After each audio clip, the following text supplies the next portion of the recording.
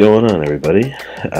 Coach Cherry here of the Wedgehurst Rillaboom, back with the Week 4 Pick'ems. Alright, so just a quick recap here. I was 4-4 in my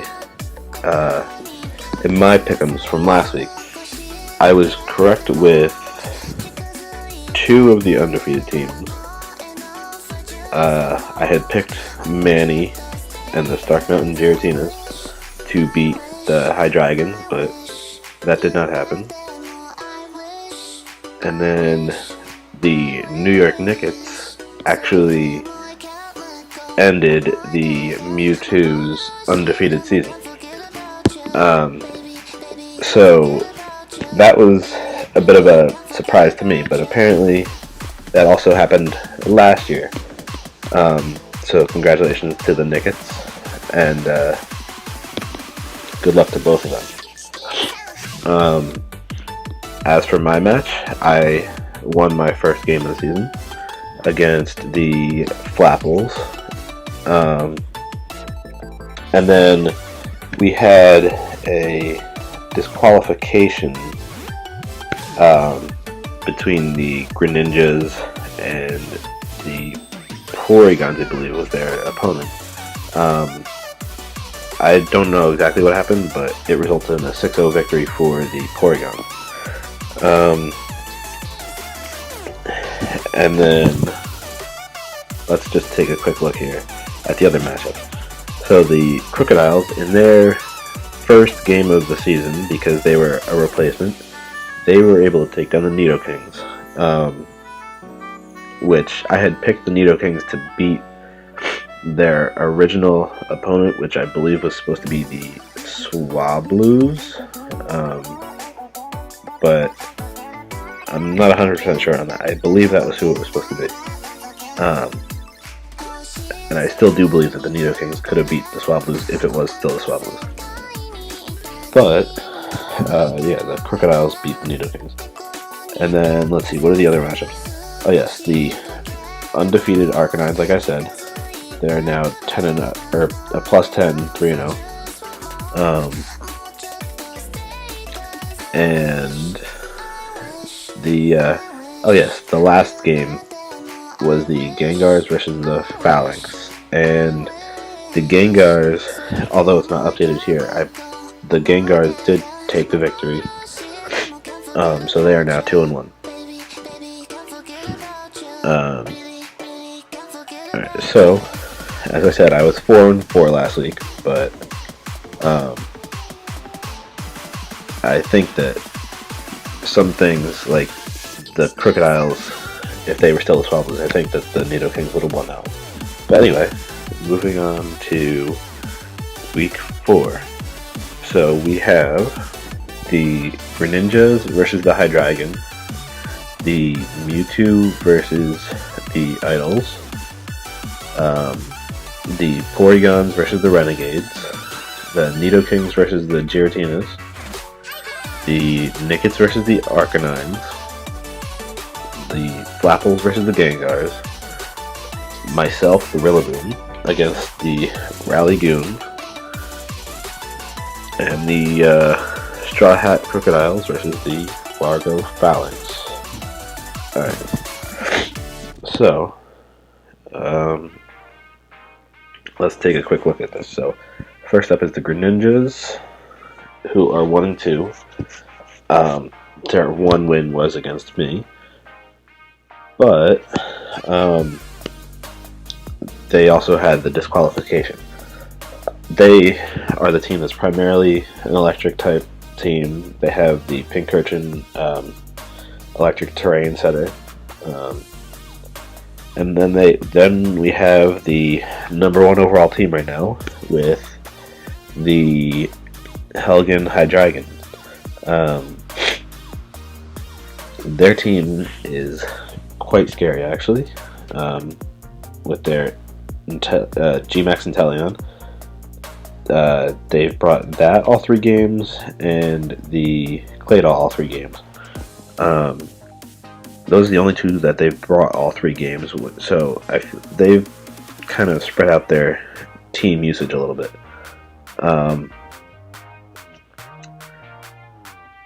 Yeah, I think that I gotta say that this one I think is a clear winner. Yeah, there's not much to say about this one because the High Dragon have so far just shown so much dominance, being plus 11 in 3 games. That yeah, I have full confidence that they're going to win this one. Next up is the Mewtwo versus the Idols. So the Mewtwo, although they're 2-1, they're still the defending champions, and the Idols are one of the newcomers, if I'm not mistaken. But they are 3-0 and plus 7. They're in 3rd place overall.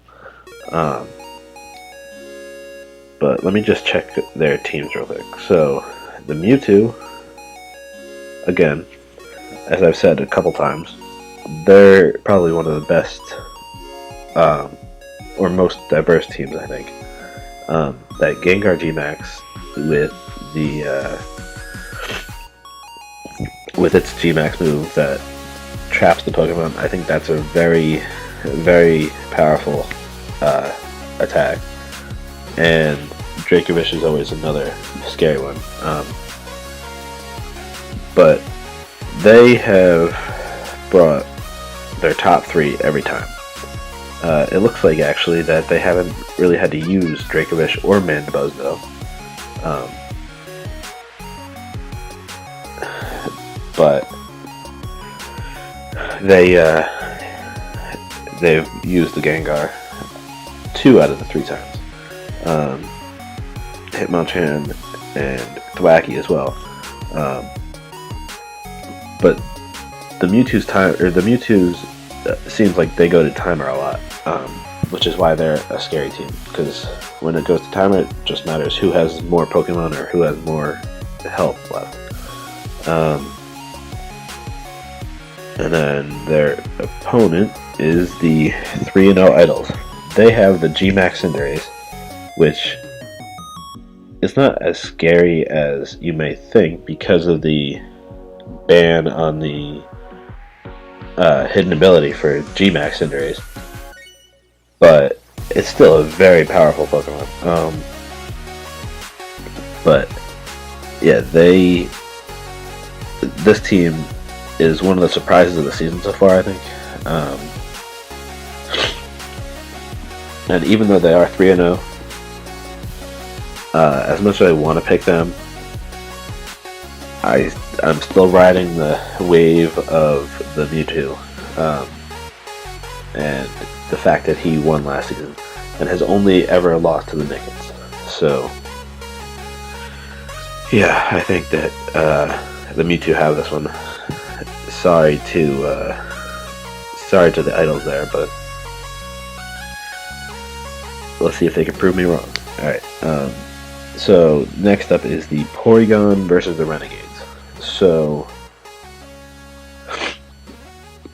as I mentioned, the Porygons won only by disqualification.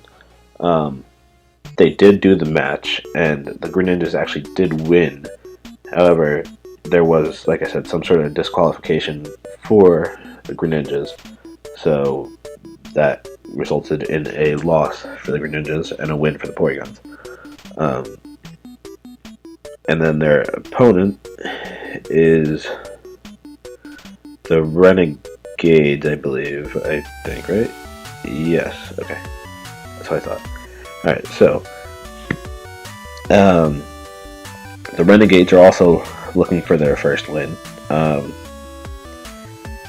And this was another team that had to start the season a little late.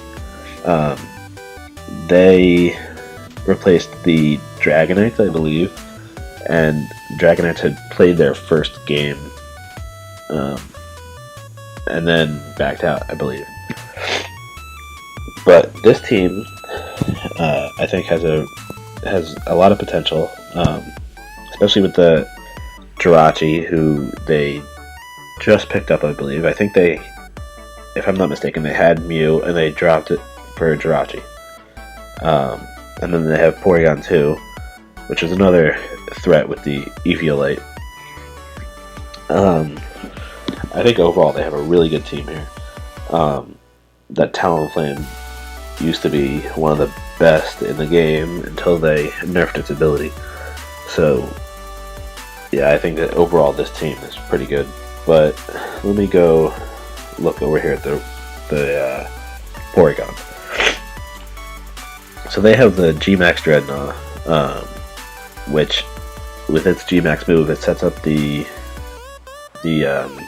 Stealth Rocks. And then they have Terrakion as their S-tier Pokemon, which is another really good Pokemon. And then they have one of their mascots here in Porygon Z, who isn't as good as Porygon 2, at least I don't think, but it is still a big threat. But yeah, just based on performance alone, I think I gotta go with the Renegades, because even though the Porygon, like I said before, even though they're 1 and 2, they're technically 0 and 3, just like the Renegades. And I think that Coach Lucas here will claim his first victory of the season. Alright, next up, the Nidokings versus the Giratinas. So, this is going to be I think this is going to be a very interesting matchup, because we have the Nidokings here, who are 1 and 2, versus the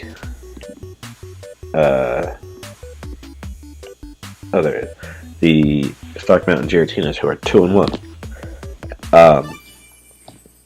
Now, the Giratinas here, even though they're 2 and 1, they've only got 5 kills on the season, so they're another team that tries to stall a lot and win by timer. And it looks like their kills leader right now is Dragalge, who I would not have expected with the team that they have here. So they're built for bulk and stalling. This team is very similar to that. I mean, they have Blissey and excuse me. They have Blissey and Togekiss, who are both relatively bulky, at least in the special defensive area. But they also have a couple of offensive players too. Specifically their top 2 there, in G-Max Rillaboom and the Galarian Darmanitan. I think overall the Nidokings have a better team. I mean, they have the Pokemon with the second most amount of kills in the season, with the G-Max Rillaboom having 6. But I think that the Giratinas can use their tactic of stalling and all that to outlast the Nidoking and win their match. So I'm picking the Giratinas here. Alright, now the next matchup is the Nickets versus the Arcanines. So this one is a very interesting matchup. I think this might be the best match of the week. The Nickets, like I said, they took down the undefeated Mewtwo last week. And they, I think, are the only team so far this season that have brought every one of their 12 Pokemon at least once. They've only brought 1, 2, 3, 4 of their Pokemon multiple times, and only 2 of those all 3 times so far. So they are a team that's a bit of a wild card when it comes to planning for them, because they use everybody.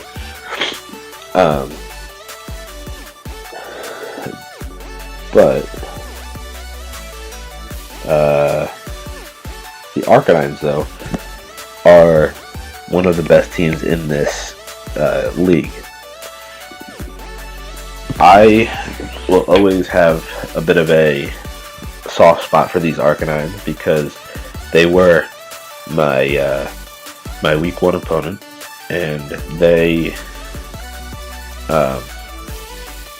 like, that was my first ever draft league battle, and I was actually able to, even though I didn't win, we went to timer and it was a 0-0.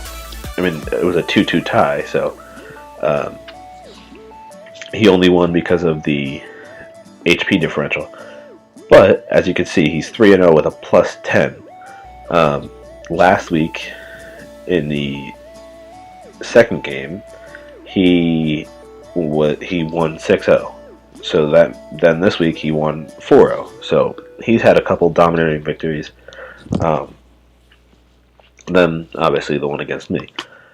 But the Nickets, though, they're 2-1, and they have a +1. So they've had a lot of close matchups. But yeah, I think that until somebody else proves me wrong, even though the Nickets did prove me wrong last week, I'm still riding the Arcanine wave here. I think they're just too good of a team, and I think that they're the clear favorite in this matchup. So I'm going with the Arcanines there. Next up is the Falador Flapples against the Lavender Town Gengar. So the Flapples was the team that I faced off against last week, in week 3, and I was able to claim my first victory against them. They are a very good team. Let me just say that. It was just timing of my Pokemon that kind of just swept through his team. But he has one of the most feared G-Max in the game, with the G-Max Charizard and its G-Max Wildfire, and then Corviknight, just the regular one, but that's still, as you can see, an S-tier Pokemon, so it's very hard to deal with sometimes. And then Tangrowth too, who I was expecting him to bring against me, but he did not. And then a couple other things, but yeah, I think that his team overall is very good. And had I not been able to set up the way I did, I think that it would have been a much tougher, much closer battle with me. But he's facing off against the Gengars, I believe, right? Sorry, I just forgot.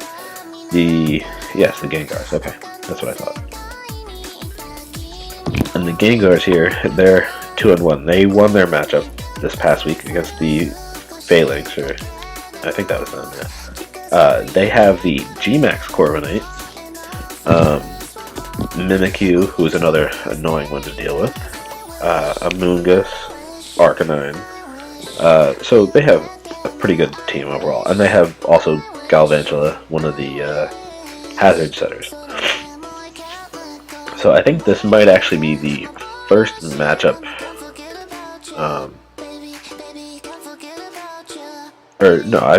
I think the two teams with the Inteleon actually matched up last week. Like, if I'm not, I might be mistaken with that.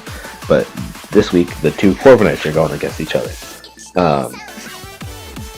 So it'll be interesting to see there how that all goes down. But looking over the two teams, I think that the Gengars have the better overall team. And they're another team that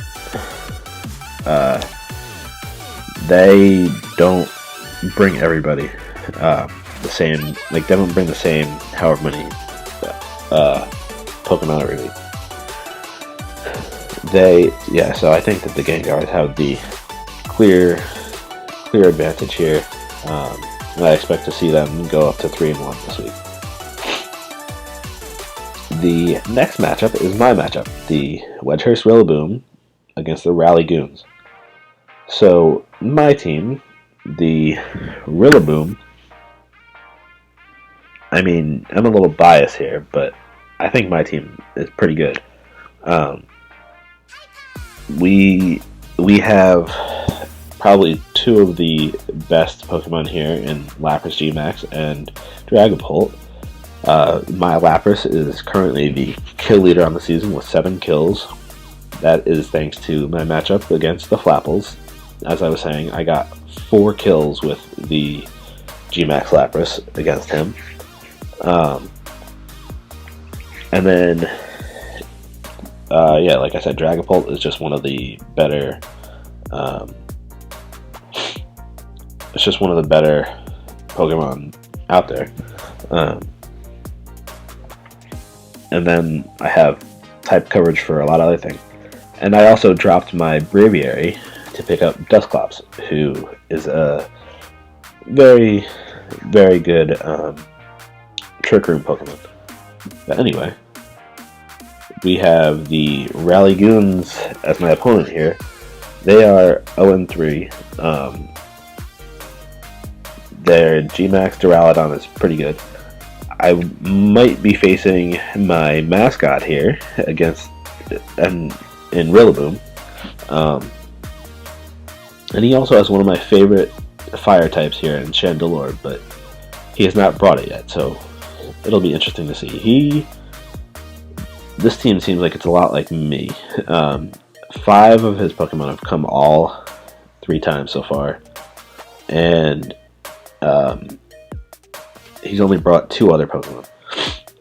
That's a lot like me. I have 5 of mine that have come every single time so far, and each week I've brought a different a different 6th Pokemon. This slot was Braviary, and I did bring it the 1 week, but yeah. Now it's not on my team. But I'm not going to spend too much more time talking about it, because I'm betting on myself again, and I think I'm going to win. Alright, so the final matchup here is the Crocodiles against the Phalanx. Now, the Crocodiles are one of the newer teams. Like I said, they took over for an 0-2 team, and they were able to pretty much take whoever they wanted from the free agent pool and swap it with whatever was on their team.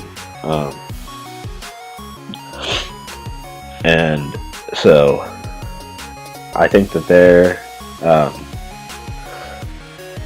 the team that they have chosen, I think, is much better than how it was. So even though the record is 1-2, I think that if this team started from the beginning, they could have easily been 2-1 or even 3-0.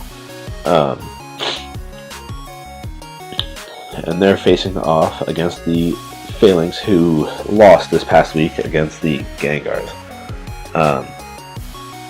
They have a couple really good ones, but they seem to also be built on